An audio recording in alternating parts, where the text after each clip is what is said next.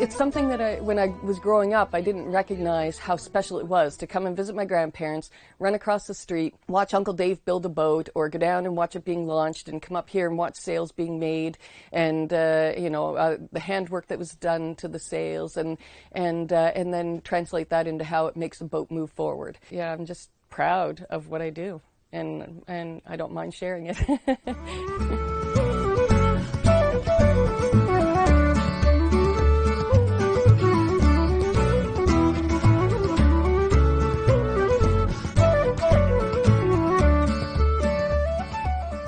I'm Michele Steves, and I'm a fourth-generation sailmaker, and we're on lovely Second Peninsula, just outside of Lunenburg, and this is the loft that my great-grandfather built in 1920.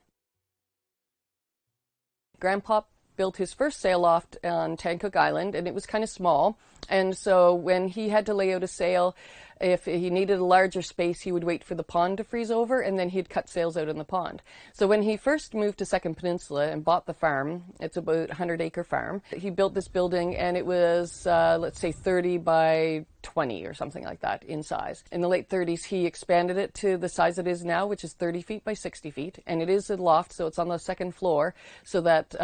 you don't have any supporting beams in the middle of the floor, so that you can actually lay out the fabric. And the Stevenses were not very tall, so the beams are not very high for the support for the roof. My father's 6'2", and he knows just when to duck as he's walking from one end of the sail loft to the other. Grandpa passed away in '65, so I said we both knew each other when we were bald. And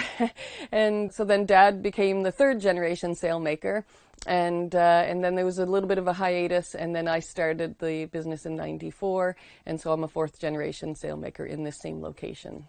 The process of being able to make the sail is that what we have used here for generations, one method is to be able to drive nails in the floor once you know what size the sail is going to be and if it'll actually fit in the loft floor. So you put nails in the floor and you run a string line around the nails, and then you lay the cloth out wider than the size of the sail is going to be. And then you put your shaping in, you would seam it up, and then you lay it back down on the floor and you measure it to what your finished size is going to be. I'm very fortunate because I live in my grandmother's homestead. And so there's an honor to that, of being able to look out over Bachman's Beach and see Aspatagon Peninsula, the end of Tancook, and see Rafuse, and to go up on the top of the hill where where Grandpop stood 100 years ago, and look out over the fact that the islands are basically the same. There's very little development, and I could close my eyes, and if I just imagine that there was a one-lunger out there putting around, that I could be living here 100 years ago. To be able to actually have a natural beauty area like this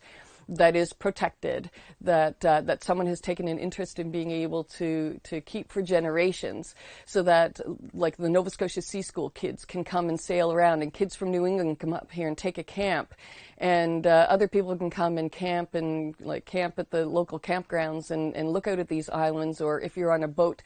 local people wanting to be able to get out and use the islands so that they don't feel like they're being pushed aside, or that the development of the world is going to brush all this beauty aside.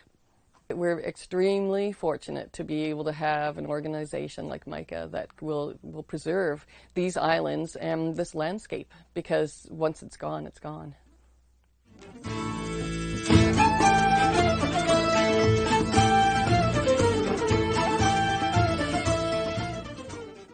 When I first started 21 years ago, there was a grandfather and his grandson that came in. The grandfather helped him build the boat, and the grandson had saved his money from doing a paper route to be able to save up for the sail, so he brought rolls of loonies and toonies and quarters and to be able to pay for the sail. And that's a proud moment too, just to know that you've helped fill somebody's dream.